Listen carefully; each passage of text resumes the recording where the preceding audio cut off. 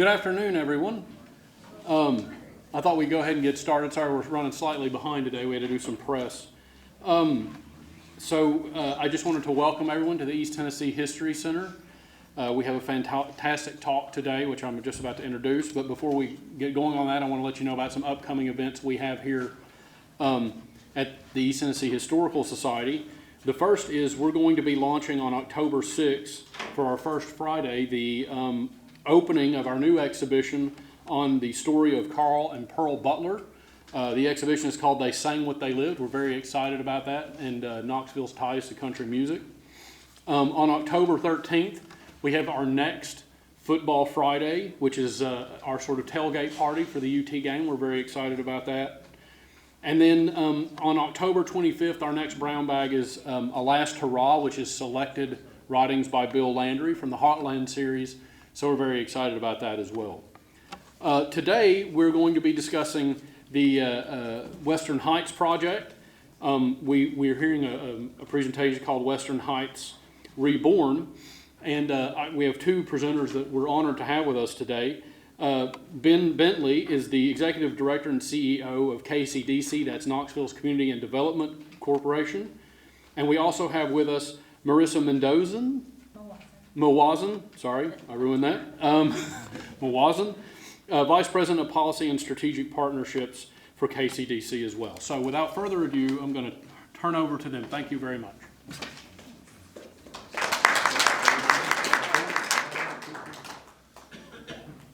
Good afternoon. How are y'all doing? Great. I'm real interactive. I'm sorry, y'all. So thank you so much to the East Tennessee Historical Society for having us. This is amazing. Like any bit of history that you hear, there's a bunch of different ways to view it. Three that I would emphasize for this particular presentation. Obviously, this is a part of town that I don't think the history's been told all that much, but there are some really interesting anecdotes and stories that are going to come out. I know there's some colorful quotes in the presentation, so on its face, there's some good intrigue with that. But second to that, I always like to think about through lines in history and a place. So Western Heights, Beaumont, what are the historical contexts, the things that happen there that can tie back to some of the things that we're doing right now, maybe in our Transforming Western plan? I think that's really important. And the third piece with community development, I always think that it's important to consider the similarities across place and time. So a lot of the things that we heard from the community when we did a planning process at Western Heights and Beaumont was not that dissimilar from what any of us would want in our communities. I think really honing in on that sort of consensus for we are people, we need certain things, we want things for our community, and we want it to be a better place to live. That's what the history and what we're trying to do now in conjunction with the community is all about. So with that, I'll be quiet for a minute and I'm going to turn it over to Marissa. Thanks. Good afternoon. So I'm excited. I am a history buff, so I'm excited to share the history of Beaumont and Western Heights with you. A lot of this research comes from a project we did with the Knoxville History Project and some that KCDC has done. So this is a conglomeration of that in the history of this area. And you all have in front of you a timeline if you want to follow along. Sometimes we're going to jump around the timeline just as the photos and the stories make more sense. But there might give you a little reference point to work from. So this is a bird's eye view of Knoxville from 1886. And Western Heights and the Beaumont area are way up here on this hill. So Western, as some of you know, if you are history buffs, used to be called Asylum. So on the map, you'll see Asylum that runs up on the side. That's actually the new Western Heights. You see University Avenue, but a wooded area. And it really was an untouched area for Knoxville simply because of the hills. So when streetcars came to Knoxville, streetcars couldn't get up there very well. You couldn't get water up those hills very well. So it wasn't a settled area in the earlier times. It was largely ignored. Here we're sitting on a corner in 1892 of College Street and University. So we're looking up towards Knoxville College, which by this time's already been founded. And you see that house circled on the corner. And this is something Jack Neely found. And it has a really cool story with it. So that house on the corner was called Noah's Ark. And it was called that by a famous author, Francis Burnett.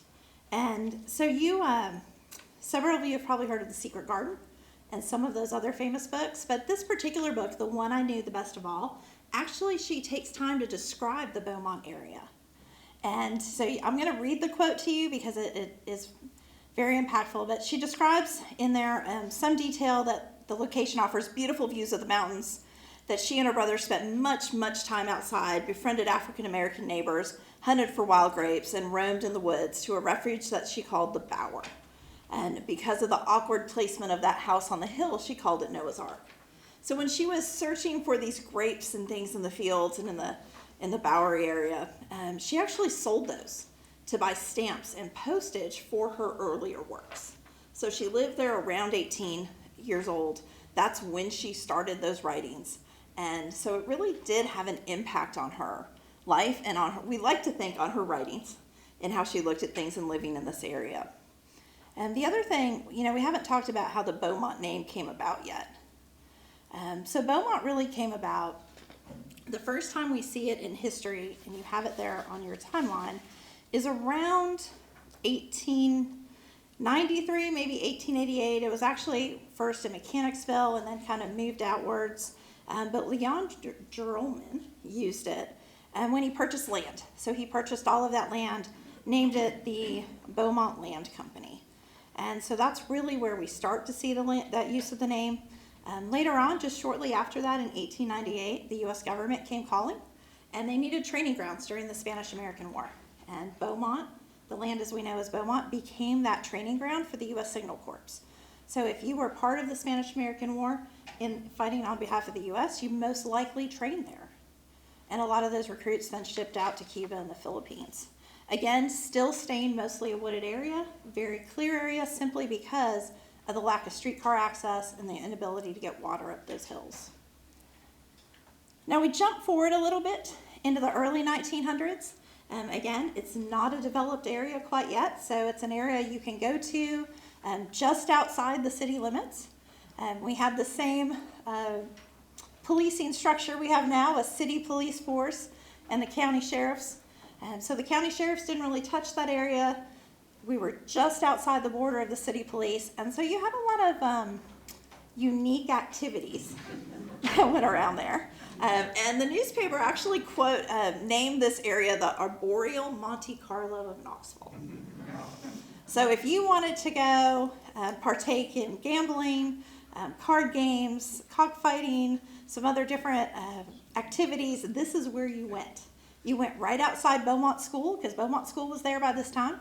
You went out there, and that's where you kind of had your activities. And so this article comes in 1902, and about November 1902, and you see the story of the arrest the print is pretty small, so I'm not sure you can see that. But what it says is, for some time, Deputy Sheriff James Hughes has been trying to get his fellow officers to go with him and make the raid. So he'd been trying and satisfy the law and the citizens of that section. So people had been asking. At last he got up his crowd, and they netted a neat bag for their trouble. The other interesting thing to note, and Ben alluded to earlier, is there are, because we're in a different time, there are different elements in here that would not happen now. But it was interesting to note that they did call out that there was a mixing of race, and that there were both white and black men arrested, and there were both white and black men gambling together in this area. So that's an interesting note that would not typically happen. And then the Sentinel also reported, again, I do find these quotes amusing, the cards had been thrown around, and it was one of the most amusing raids ever made. The cards were scattered so thickly over the woods that it seemed the trees had borne them and cast them as foliage. That's a wonderful depiction of what happened there. So housing, so obviously we are with KCDC, and so housing is a component. The first housing developments in the Beaumont area came in about 1906. And it was by a group of developers who named themselves the Real Estate Hustlers.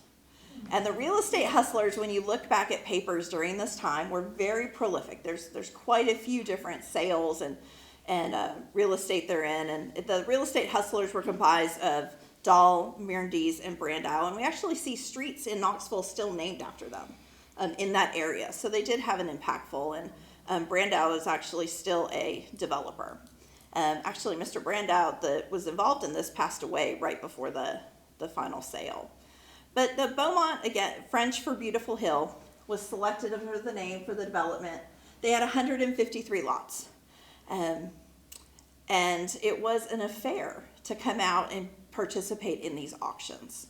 And so during these, they call it a spirited flurry around the sale, and that people trampled the bushes to be able to get to the sale. So the brush heaps were trampled underfoot. Barbed wire on the ground did not deter even the women. Onward they marked, bidding and buying up and down hills, jumping over ravines under fine chestnut trees over 3 centuries old. And then they call out a local citizen, Squire Hatcher, bid $220 and got 2 lots at that price. And, they go on to talk about, not in this article, there was an article that came out a few months later in a second sale they had done in a different part of the community. And they talked about the band that they brought. And it was an all-day party, and the men had their picnic baskets on their arms and were coming from work and were bidding. And what was unique about this area, though, it was flanked by a lot of commercial activity. So we had a lot of makers in the area. You had Brookside Mills that was down the street. You had several marble works. You had a handle factory. There was a sausage factory. And so a lot of this was working families. And this was unique because they even highlight the fact that they weren't real estate developers, and they did have real estate developers at that time, but they were not those that were coming out to buy the lots. They were the working families that were at the auctions. And they also highlighted that there was an inordinate amount of women who bought land in this auction, which was unique for the time. So really neat that we have that. Again, the bottom part, not sure if you all can read that. S.B. Boyd drew the first blood and acquired a valuable lot for $103. As we go through this too, we start to see a lot of names. Leon Gerolman, of course, owned the land and put it up for sale. We have streets named after Mr. Gerolman. You see the Boyd family name in there. Tillman Keller, if anyone's familiar with Tillman Keller. So we have the land sale that's happened, which really sparked business growth in the area. So if you're not familiar, Tillman Keller founded Kelsan at 1601 Beaumont. So it wasn't called Kelsan, it was called Keller Shopping Center. 1601 Beaumont exists today, and we'll talk about how we want to help bring that business back to where it was. So that'll be a little bit later. But 1601 Beaumont is where Kelsan was founded. It's on Beaumont Avenue. It's currently the supermarket, but it had a long life as a grocery store. It's never stopped being a grocery store since 1939. He sold it to one of his employees, Jesse Wright, who then owned Wright's Supermarket on Middlebrook, which then became Wright's Cafeteria, if y'all remember Wright's Cafeteria. He changed the name in Western Heights because it was very confusing to have 2 stores by that same name. But it's always been a supermarket since it was put in. There's another business at 1818 Beaumont that was also a grocery store. It's changed hands several times, stayed as a grocery store until about 1946. We don't have a lot of information. It kind of was not on the business rolls for a while, became apartments kind of back and forth, so that's another business we plan to also help. But there's a lot of businesses rooted in this community. Brookside Mills is going to come up when we talk about the school in a minute, on how they were instrumental in the school. The marble works slowly started to move out. So as we start to see companies move out of this area is where we start to see that disinvestment happen and what we're trying to address today. So Beaumont School. Beaumont School was actually originally built in 1894. That first one burnt down and then came back. And the current one, which is there today, was built in 1915. You would not recognize it if you drove by because they've added on so many times over the years. But there are news articles that do talk about some of the original walls are still there and that was how the school was built and added on to. The school was originally, this new school, the one that was built in 1915, the land was donated by Brookside Weaving Mills. So Brookside Mills donated the land. Their superintendent is who attended the opening and really pushed for that. Their superintendent's name was Larkin Brown. And we'll recognize the last name Brown as the father of future Hollywood director Clarence Brown, who grew up in the neighborhood. Along Scott Avenue specifically, but Brookside weaving mills, and because of Larkin Brown, were heavily involved in the community. So in 1915, Beaumont Avenue School was built in cooperation with the county as well as the town of North Knoxville on land donated by the mills. They knew they needed to help build this. They knew they needed to donate the land to support their employees because they had so many employees in the area. They wanted their kids to have a great education.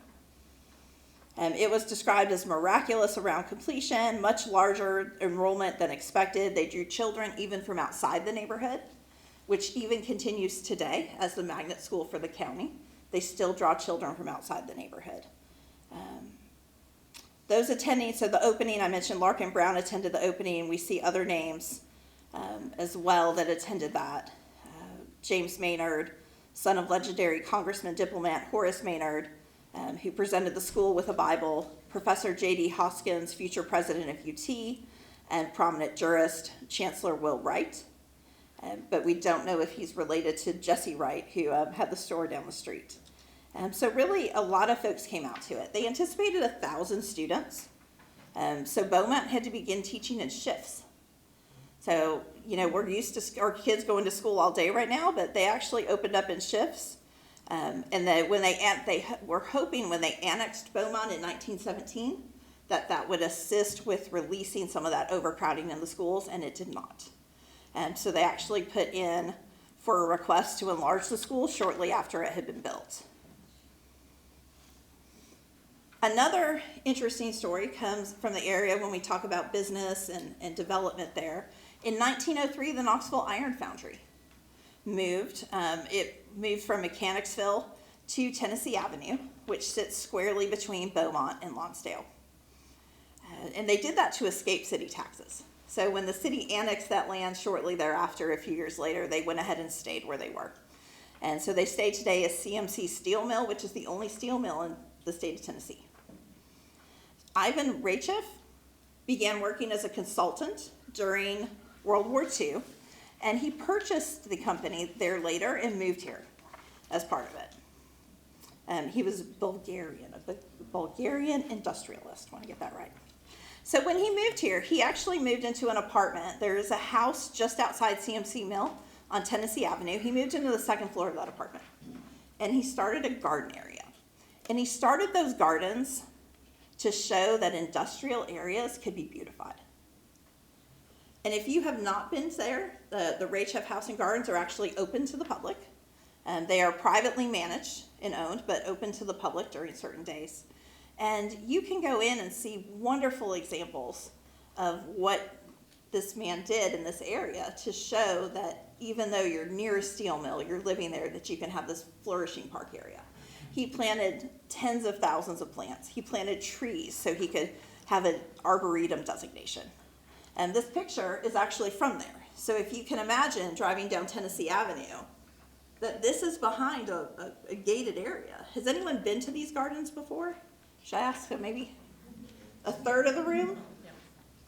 It was 2 blocks down. It was hard. 2 blocks down from where you lived? Okay. And would you agree that it might be Knoxville's best kept secret in the gardening community? It probably is. Okay. All right, well, hopefully this will help get more folks there and be able to see it. But he did a great service to the neighborhood, giving these green areas for folks to be able to experience and play. There's not many parks left in the neighborhood. So this is one park that is protected. Again, when we talk about the plan later, it's tying into the fact of bringing back parks to the neighborhood that have since disappeared over the years. In 1970, he donated the land to the Tennessee Federation of Garden Clubs, so it should continue on in perpetuity. And so now we are going to transition, and we're going to talk a little bit about the history of housing on the site, specifically the KCDC Western Heights housing, and then move into what the plans are going forward. All right, thanks, Marissa. This is the part of the presentation where we pivot from a student of history, a great presenter, a public servant, to me. So we'll see how this goes. It is an interesting history, though, focused on the housing. there were three large projects really that were built around the same time period in Knoxville. These were all under the Housing Act of 1937. So when people say the Housing Act, most of the terminology y'all know from affordable housing, Section 8, Section 9, public housing, is all related to this original act. And the three properties that were built, Western Heights is the one we're talking about, but I think it's good context to know College Homes and then Austin Homes were also built in a very similar time period. Western Heights is given credit as being the first one that was initiated, but they were all in that 1938 to 41, 42 range there. You can see here it's pretty interesting. Western Heights was originally just that area down Western Avenue that had some hills. Like there was a commercial district right there. But then when the housing complex came and was built around 1938, 39, they adopted that title of Western Heights. And that's probably what most of y'all know in that area right now, is that's the big subsidized housing. Is that right? Y'all know where I'm talking about? You with me? Yeah, head shaking. That's a good deal.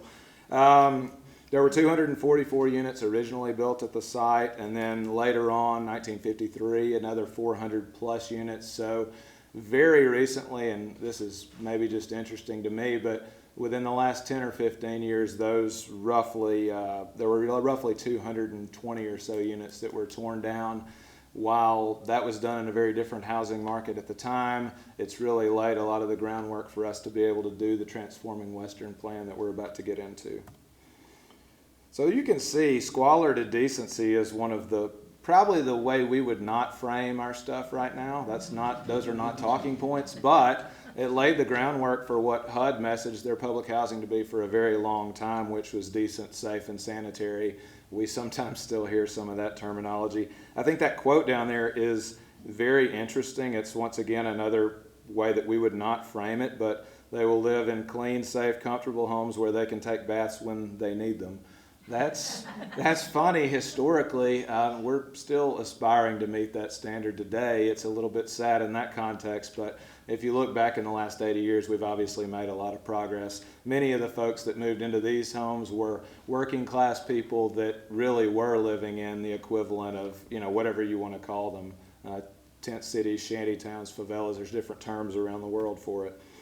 So a town within a city, and you can see a little bit more about the specifics of the site that was there. I think it's interesting, and this is where some of the through lines from the original Western Heights site to what we're doing now really come through. They mentioned specifically an adult education school. They mentioned a teen club, which I know we're going to get into a partnership with the Boys and Girls Club in just a minute. They mentioned an on-site library, a splash pad. I didn't even know splash pads were a thing in 1939. Apparently they were. I would have gone, and they'd have been like, get out of here, you're too old. So over the years, though, these things costed a lot to maintain. There was wear and tear, there weren't sufficient funds, and many of the amenities, the things that make a great community, were no longer in place. The other thing that I don't think is specifically called out in the presentation, but it is interesting, this site obviously was built before most of the folks that live there would have had cars. And I have heard this rumor, unconfirmed, that there may have even been a provision in the original leases that car ownership was prohibited because they didn't really feel like that would have been in keeping with the working class background of the people that lived here. I do know for a fact that the street grid there was not designed for cars. It was much more of a walking and a horse and buggy thing. So you can see a little bit about the furnishings, which I thought was super interesting. So I know that Ellen's here with UT, not repping this. Well, I don't even know. Is there still a successor to the Home Economics Department at UT? Well, maybe child and family studies, Okay. but not really. Yeah. It's changed a lot. Yeah. Retail management, What? the retail.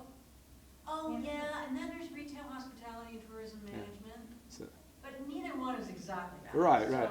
So there's a way back partnership though, and it's kind of cool with the university to help these working class families be able to furnish their homes. And you can see some of the students put together packages for people to be able to buy at a pretty low cost. That's interesting because we still put together some of those same partnerships to make sure that people move into units and they have a holistically good place to call home. And you can see the rents there, they seem very affordable. I don't have much of a context, but that was supposed to be a joke. No laughter.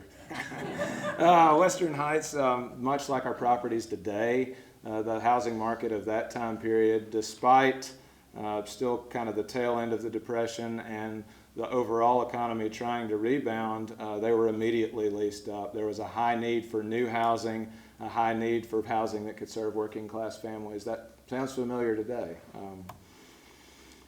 So one other theme that's related to Beaumont School, we're about to, as part of our plan, and we'll get into the specifics in a minute, but add a whole lot of housing units to a site that can absolutely sustain that. With that said, it impacts the school-age population, and back in the day, they had certain facilities, and it was, I think, probably harder to expand a school than it is now, maybe not.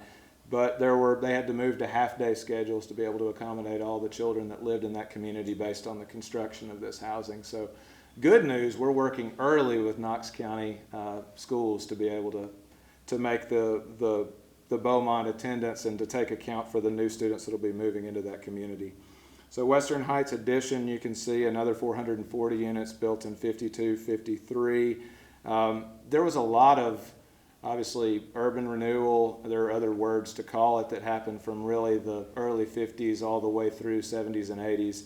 And I'm generalizing. Those things happened in fits and starts, and they happened in different time periods within different cities. But much of that ended up displacing families, and many low-income families, and many families that are people of color. And so we, as part of this project, knew that. I don't think at that point there was the equivalent of the Uniform Relocation Act, URA, that's a federal requirement to take care of people that are displaced based on federal action. That did not exist, but I think at the time, and I'm not trying to paint this picture as pretty, it's not, but I think there was an effort to utilize some of the new resources that were coming into Western Heights and other areas to be able to house some of the folks that were displaced from other projects. So you can see a little bit about just the background of a neighborhood in need. How many of y'all have driven through that Western Heights Beaumont area recently? Yeah, I mean, there's a few, maybe 3 commercial hubs, if we can be generous with that terminology. There's not a lot there. There are a few active businesses that have done well. So through our project, we're looking to support those areas and make them better. So fast forward to today. How many of y'all live in a place? I do. I live in a place. It's a weird question, but I'm trying to make a weird point. That place matters a whole lot. And I would say that the place that I grew up and the place that I live now really mold and shape me. The community that you're in, the people that you're around, what you can walk to, your neighbors, all of it. It really creates the person that you become. The reason we believe in place-based transformation, like what we're trying to do in conjunction with the community at Western Heights, is because we know children that grow up, and there's been large longitudinal studies over 30-year periods based on American Community Surveys data that shows if you can get kids in communities that have certain assets, their upward mobility, economic upward mobility, ability to thrive is going to be greater than what their parents experience. So that's what we're trying to do at Western Heights and in other places. That's why we're offering, and I think we're about to get into more specifics of that plan, some interventions when it comes, or not interventions, some resources and amenities related to education, workforce development, access to transportation, internet, health care, some of the partnerships with UT. There's a number of partners that we'll talk about. So bringing changes too, it really is going to be a meaningful impact. So some of the neighborhood assets, anytime we start a planning process, we don't always go back to 100 years history or 150 years history, but we do like to take a survey of recent history and the current status and just say, what is working with the community? Every community's got assets to build on. So some of the ones that we heard from in this community are listed here, and you can see them. The Boys and Girls Club's been a great partner for a long time. Beaumont Magnet Academy, fantastic school. And then you've got, obviously, the Head Start that we just recently opened that's going to serve about 130 kids 0 to 5 in that community with affordable early childhood education that didn't exist before. And there's a few other things mentioned there. So the overview of the housing plan, how am I doing on time? Oh, I got so much time, shouldn't have told me that. So the overview of the housing plan, there are really 2 different pieces to this. There is a rehab that's about 240 units. These are the original 1940 units at Western Heights. We thought it was very important to preserve that history. The aforementioned two sites, both First Creek at Austin, as it's now called, and what was College Homes, now Mechanicsville, those have obviously been demolished, but this was the original public housing. We thought preservation was appropriate in that case. We are also, in addition to the preservation of those roughly, I think it's 232, but 240 units is what I'm going to say, we're adding 479 units of new construction. So this includes 196 of the replacement housing. These are income-based housing units. So if a person is working, they will pay 30% toward their income for the rent, and the rest of it will be supplemented via a subsidy. We think it's really important to create mixed income communities. So when the 1938 housing was built, this is really wonky, but I like it. Originally, there was a flat rent structure, so it was designed for working class families, and I'm going to use some dollar figures that are probably more rooted in today that wouldn't have been applicable then. Let's say today you need a $400 a unit, one bedroom. You're not going to get that anywhere in the Knoxville market, and so the flat rents were set at that time to really serve working class people. In about 50s, mid to late 50s, there was an act passed by Congress, all the best intentions, but sometimes there's unintended consequences to that created what we now know as the subsidized, sort of a graduated, so your income goes up, your rent goes up, and vice versa. It had the unintended consequence of really driving the most vulnerable populations into one area. That was the intent, right? We all want to serve the most vulnerable populations, but unfortunately it created some areas that were economically depressed. It also, at least in recent years, we've seen creates areas where usually the people that don't live there, but outside folks come and try to take advantage of some of those situations. So it was not a great community. It was not the best living conditions that we could offer people. That's why we've gone to mixed income. We're still trying to serve those very low income families. That's critical. But we also want to introduce workforce housing, so sort of moderate income, what this started out as at Western Heights. And we're calling it market rate. Market rate's actually required as part of the HUD program. But the market rate for Western Heights is going to be dramatically different from downtown or South Knoxville. So keep that in mind when we say market rate. It's going to still be a relatively affordable place to live. And I am going to once again throw to Marissa for a neighborhood plan overview. Okay, thanks. So I'm going to talk a little bit about how some of these new things that we're bringing in tie back to that history piece. And why they were rooted. So it's important to know that even through this planning process, it was very resident driven. We spent about 15 months working with the residents, interviewing residents, and we had twice a month calls with residents. It was during COVID, so we gave out tablets to all of the residents so they could participate in those.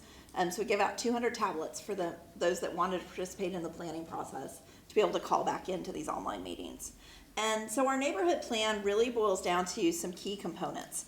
And they're rooted on the entrepreneurship in the community that was there, the arts focus between the mills and the marble works and all of this rich heritage, as well as the park structures that were there that aren't there anymore. And so the community wanted a park back. They said we need open places to gather, to play, to have our children go out to host birthday parties and all the fun stuff that we like to do in parks. And so the plan has two pretty extensive parks that are coming back into it. And we're building an arts and entrepreneurship building to really pay homage to the arts and also tie into Beaumont's rich arts. There we have partners moving in, like the City Fine Arts and Crafts Center. It's going to move in from Broadway over to there. We have Knox Makers coming. We have Junior Achievement with their 8th grade entrepreneurship program coming there. So they're staying in Anderson County. This is the second location focused on that 8th grade piece. Food entrepreneurship. You know, that food entrepreneurship is an equal part of entrepreneurship.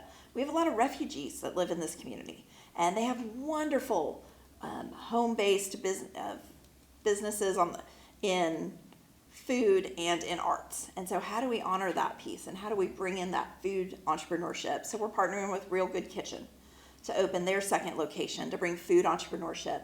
It's a ghost kitchen, if you're familiar with that concept. In a commercial space. So if you wanted to start making pies, for example, and selling pies, you might start in your home, but your home is not certified as a food safe area. So now you need that kitchen space to be able to sell them commercially. So you can come in and use this kitchen space for a day, a week, a month, a year. You rent it based on that time. Also bringing food to this neighborhood. We're partnering with one of the local hospitals to open a primary care clinic in the neighborhood, so we're excited about that. Boys and Girls Club expansion. There is a Boys and Girls Club there now. There has been some type of youth activities on site since it first opened in 1939. We want to bring that teen club concept back. So expanding that Boys and Girls Club to give our middle and high schoolers somewhere to go. Because right now it's probably 2 rooms, and kindergartners and high schoolers don't hang out well together. So bringing back that teen club concept you saw from the 1930s back into the plan. And then, we saw on that slide, I'm going to go back for a second, in the commercial facade enhancement. Working with the businesses that are in that area, that have been in that area since the late 1930s, to bring those back. That supermarket building that's up at the top, that's where Kelsan was founded. That's been some type of food or grocery since the 1930s. We want to see that come back to serve the neighborhood.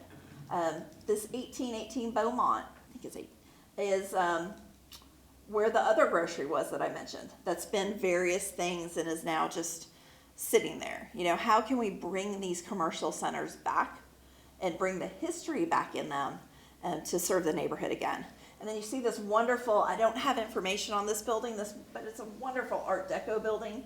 It's boarded up, but there's glass behind all of those boards. So it's a really cool building that if we're able to bring that back to you.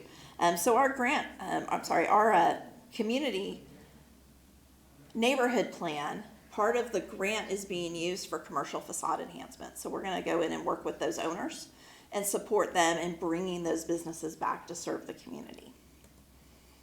And we'll create a new neighborhood center on the land that we own.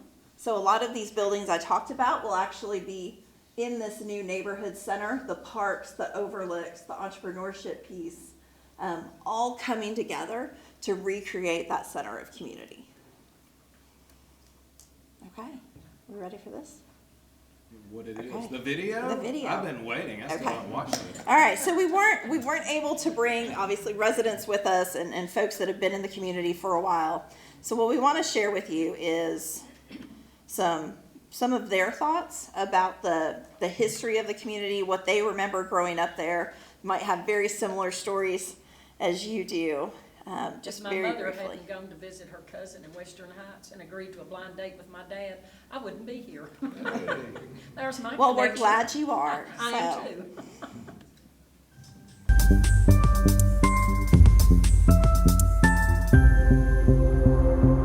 Memories from living in Western Heights. I remember as a little girl being able to stand on the hill and see the entire city, which allowed me, I'm a big dreamer, which allowed me to dream big. But I also remember one of my fondest memories is in the wintertime. And that's when we had real snow. It would snow and the hill would be so steep. It was five siblings that I had.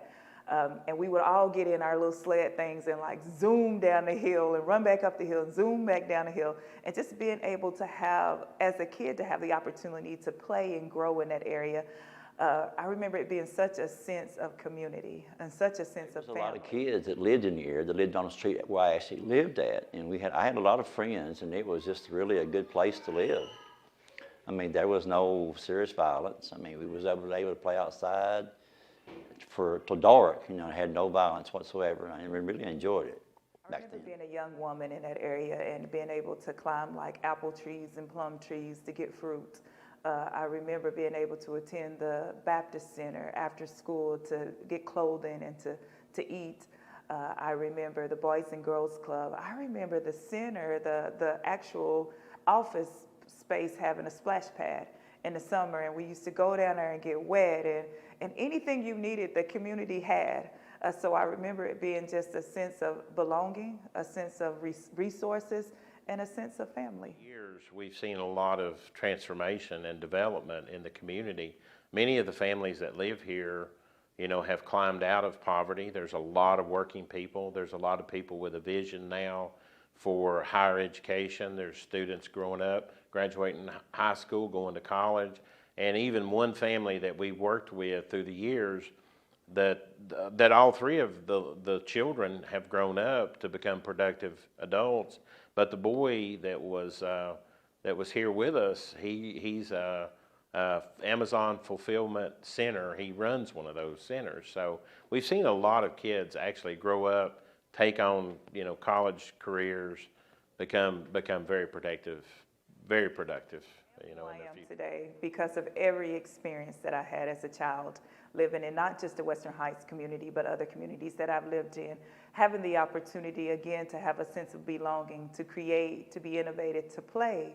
I think that's one of the things that our young people really don't take the full advantage of, is learning through play and being able to have a sense of being safe, protected, free, to be in a space that they can call home. Describe the Beaumont community, if I had to put one word on it, it would be resourceful.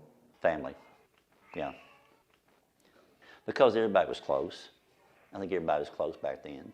Community is still the word that I think it's now becoming reality, that we're seeing community, we're seeing happiness, we're seeing unity.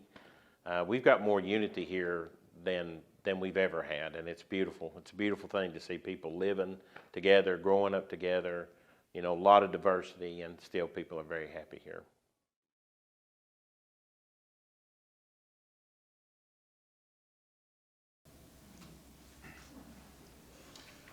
So y'all can see there's a rich history of social fabric and connection going, well, I hope we don't start a new video, going way back at this site.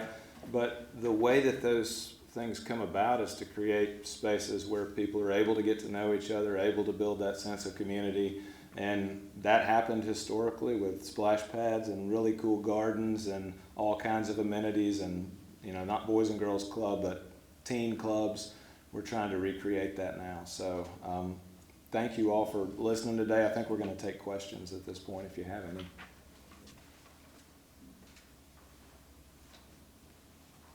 Oh, yeah. Time frame. Ooh. Tell us a little bit about your time frame. Yeah, so about a year ago, we got the news that we would receive the $40 million Choice Neighborhoods Implementation Grant from HUD. That unlocked about $170 million in additional resources to be able to make this project go. So we really do have about 210 of our $220 million accounted for. So that's obviously the biggest step. Even so, this is a massive project, creating almost 500 new units in a commercial center. So and the partnerships and continuing to engage residents, it's about a 5 to 6 year process from where we sit right now. There's a firm timeline that we're not worried about. We're going to meet that, but I think 5 years is a good estimate for when this is finished. Yes, sir. Marissa talked about the facade grants, and I wonder how they're structured, for someone to apply, what their contribution might be. And Marissa, if you can repeat the question, please, Okay. for our folks on Zoom. So the question was about the commercial facade enhancement grants that we're bringing to the neighborhood. And it's a great question. So we're parlaying it with the city's facade enhancement grant program. So we're still working out the details, to be honest, of how that's going to be. We'll roll those out sometime in 2024. And really what you're going to see in the city's program as it lays now, it's about up to $50,000 for that exterior enhancement. The business owner has to put in about 20%, which is a barrier for a lot. And so we're using some of that Choice HUD money that's been referenced to actually offset that. So if we're going to create the program around, there's going to be different metrics, but for some of those businesses that have been there 30, 40, 50, 60, 70 years, and we want to be able to support them. So we'll use some of that HUD money to go ahead and offset that match to help them. There might be some additional limitations around ownership and those pieces, longevity of the business. But really it's fully designed to ensure that the businesses that are there now are supported and can stay. So ask me again in 2024 and I'll give you all the details. Yep. Other questions? Yes. I liked that slide where you had the listing of everything you're going to be doing, the early childhood and the Boys and Girls Club and the entrepreneurship, the restaurants, obviously the housing, that's what you do. All those ingredients look like the ingredients for social and economic mobility. Is there anything missing from that list, or You start, and then if we're worried, for sure, but. Are we worried? So the What keeps question you is, up? are we worried about anything? So we have that long list of partnerships and ideas coming in, and what are we worried about? From a positive side, there are a lot of folks that want to be involved in the community. And so how do we bring all of those folks in that want to be involved, or that residents want to be involved, that we know will help? Because we are limited on space, and we're also limited on funding. It would be very easy. We have enough interest in our nonprofit partners and community partners and businesses that want to move to the area, that there just aren't enough funding to build everything for them. So that's probably one of the biggest pieces there. The idea of building the destination park is to bring people into the community. When you revitalize a community, it's to bring that vitality. It's to make this an area that everyone in this room would want to go to, that you all want to shop, that you all want to visit. And we want the same thing for residents, right? We want residents to come out and visit that. So marrying those two things together and ensuring that folks, one, know this community exists. Because that's been what's the hardest part for Beaumont and Western Heights over the years. It's been forgotten. It's not Mechanicsville, it's not Lonsdale. It's right there in the middle, and a lot of people don't know it's there because there weren't those commercial centers. So how do we get it on the map to ensure the vitality that we bring now continues in perpetuity? And this may be a little bit of a Pollyanna answer, but it has to do with mixed income is a concept that's been done in other places.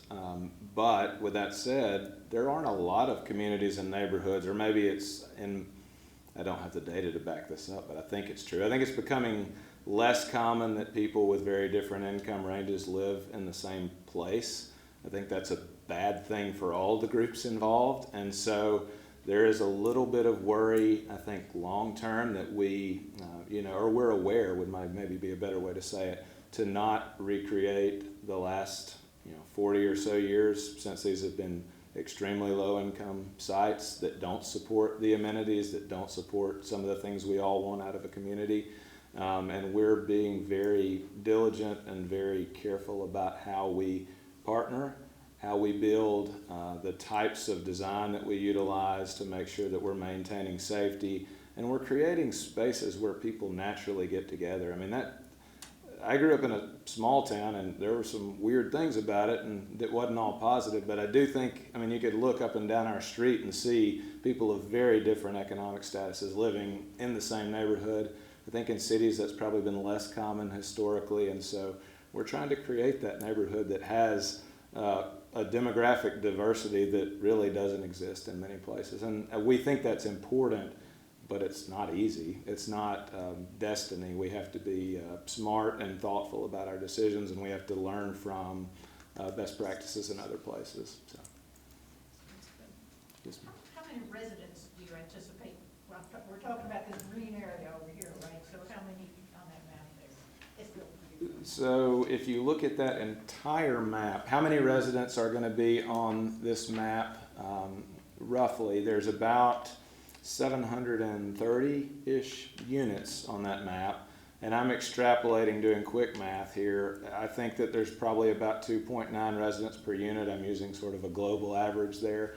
So we're looking at 2,000-ish residents. Does that sound way off, Marissa? 1,500. 1,500, 7 times 3. Oh, by 3, okay. I went by 2.5. Okay. So yeah, in that range, it's a high number. And one of the things to mention about the schools that we talked about earlier, I think we're projecting just at Beaumont Elementary a net increase of, and you can't say this precisely, but between 200 and 300 new students that would be currently zoned to that area. We are working closely, as I said, with the school system. Beaumont is already at capacity, so there will have to be some solutions that offer expansion or other opportunities for learning. We believe in neighborhood and community schools, so it's important to, from our perspective, to keep it in the neighborhood. Is there a plan for any new city roads in this, or is it just existing city streets? Yeah, so there will be, once again, is there a plan for new city roads and other infrastructure within this plan? The city has been exceptionally generous in their support of this project, and they are, we should have mentioned at the outset, primary partners, City of Knoxville is leading our neighborhood effort. The Community Action Committee, CAC, is leading our people effort. Those two groups know how to do that work better than we do. We are the housing lead in conjunction with some of our developer partners. But yes, any of the white streets that you see on that first map right there are going to be new streets. They're going to have new sidewalks. There will be some greenways involved in this project, particularly connecting to schools and other connectivity assets that already exist in the community. So all of that is really funded and financed by the city of Knoxville. We can build housing. We have the resources and the know-how to do that. But without the additional resources, we're not going to create a great community, a great place to live. So thanks for that question. Yeah. Speak a bit more about Knoxville College and how that connects into this. Yeah, so yeah, right between obviously Mechanicsville, and we learned a lot. I think we, HUD, United States, Knoxville, from the Hope 6 program, which was sort of the precursor program to Choice Neighborhoods. But so Knoxville College is, I'm estimating 60-ish acres of underutilized, or in some cases they are utilizing some of the buildings, but it could use a little bit of love. Right between Mechanicsville, the subject of that Hope 6 rehab from about 2000, and then Western Heights just right over the hill there. That site, obviously, there's a lot of history at it. I think that the community ultimately will be the driver of what happens there. They have, obviously, Knoxville College has a board of trustees, and they are very engaged in the future of that college, and I think they're committed to trying to make it maintain some of its history as an educational institution. With that said, there is some vacant land on the back side of the property that might be appropriate for housing at some point in the future. If that were ever an opportunity, obviously we or a number of other parties would be interested in doing that, just because there is such a need for housing. As you can see, I'm trying to sort of straddle the fence there, because it's not a call that I can really speak to, but I think that's kind of, I think the college is wrestling with how much of that land they need and what might be a way for them to benefit long-term financially from the assets that they currently have in place. The other site that I'll go ahead and piggyback on is Rural High School. So county-owned site, that building is now, I mean, it's been demolished, or it's in the process of being demolished. That's about 19 acres. Yeah, I'm not making a value judgment on that, just stating a thing that's happened. So that 19 acres, much of it is buildable. It's one of the flatter sections of land in that area. You could easily see that being used as another opportunity for the expansion of housing, or outdoor amenities, or another siding of a school or commercial area. It's got a lot of potential as well. One other thing, and then I'll be quiet. There are about 150 either dilapidated structures or vacant parcels within that neighborhood. We hope and we believe that our development will spur private development on those, so the creation of new single-family homes, duplexes, that will also add to the community, add to the housing supply. Yes, sir. Could you name a few of the other developments that are going on in Knoxville in addition to this one? Absolutely. And would you want me to focus on Just the work that we're doing? The or others just, that are going on. all right, so I'll start with ours and then I'll branch out. So I guess the first effort started about 7 or 8 years ago in earnest in terms of construction. That was really what was Walter P. Taylor and Lee Williams, and the revitalization of 5 Points, the creation. I mean, many of those old historic affordable housing sites were created to be isolated. The streets were cut off. It was not as if, but it was that people that lived there were meant to feel like they were separate from the rest of the community. So through that effort, we partnered with Cherokee Health. They did a wonderful job expanding their medical facility on site. Worked with the city of Knoxville. We've left a space where the East Knoxville Greenway will actually connect from the Botanical Gardens back to Harriet Tubman Park and eventually to baseball stadium in Old City. But that was about on site, about 332 new units. It'll be affordable for the next 80 or 100 years, however long. We got to manage them well, but however long. First Creek at Austin, so that was formerly Austin Homes. When we started that process in 2019, the planning process with the residents, because they're always our primary stakeholder, there were 129 subsidized units at that site. previously there had been 330. We're coming back with a plan to build about 450 mixed income units. So the 129 or so families that were at the site prior to redevelopment have a right to return to that site. So they have to sign and say, we don't want to live here, or they have that a unit is available for them. We think that's very important.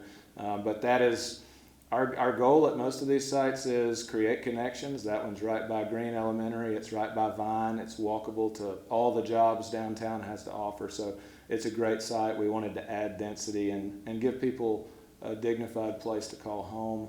I also like it when private developers drive by the stuff that we're building publicly and say, hey, that looks nice. Who's doing that? And I can say, well, that's us. That's not, the private sector does great work, but we don't want anyone to know, oh, there's affordable housing. We want it to look great. There's a lot of other housing projects that are going around. Some of it's market rate. The city is really putting an emphasis on trying to create workforce housing within the new development. So some of the stuff in the South Waterfront, some of the stuff around downtown, we're trying to create pockets of affordability. No project is perfect, but build the affordable inventory in the context of other housing projects that are happening. Thanks for that question. Yes, sir. You mentioned construction of the projects, and I'm interested to know about the evolution of materials that you might be employing. All right, so we're asking a question about the evolution of materials that we're employing, and I'm going to make a general statement, and then I'm going to mention a specific partnership, and then I may ask Marissa to help me out here. Our projects are going, if we believe we're going to own an asset for the next 80 years, then we have to build with better materials from the beginning. So our projects are generally going to cost a little bit more than what a private developer's would. They just have a different model of ownership and different goals. So everything that we're building with right now, we're trying to use materials that are not going to puncture. There's not going to be any water incursion. If you drive by First Creek at Austin is a good example right now. At least on the lower level, we're using as much brick or concrete as we can in a way that looks good, but for durability. And we know, we want to serve kids and families. I have 2 kids. They throw balls against stuff all the time. They break all my stuff. And we're trying to create a space where they can throw balls and they can play and have a good time. And it's going to last for the next 80 years. We have one really cool specific partnership at Western Heights, but it's on the rehab section, and it's with Oak Ridge National Lab. They are sort of piloting the production and manufacturing of a very energy efficient panel that can be made to look, I'm told, like almost anything you want it to look like. And it hangs on the exterior of a building. It provides outstanding insulation. The energy efficiency and the air tightness of the building is incredible. And there's actually a high efficiency HVAC unit that will pair with that to make sure, you can build a tight envelope, and if you have the wrong HVAC system, it can go badly wrong. So we're looking at that. That's an interesting partnership. I am not an architect. There are architects in the room, but I'm not going to throw to him. He would talk for a long time. So yeah, does that answer the question, kind of? Solar, yeah, well, that is interesting. So we're doing a project, a permanent supportive housing project for veterans called Liberty Place, 32 units, and that's actually a good example. Our first foray into solar panels on a project here. We think it's important to reduce energy usage, but also to lower utility bills, especially for the most vulnerable populations. And so that's another good example. We've got a lot of these specific partnerships right now where we're trying to either blaze a trail in the case of the ORNL stuff that could be replicated all across the country, or, in solar, I think a few people have done that, but trying to move forward with some of our use of materials. What other questions? All right, that's perfect. Thanks, y'all.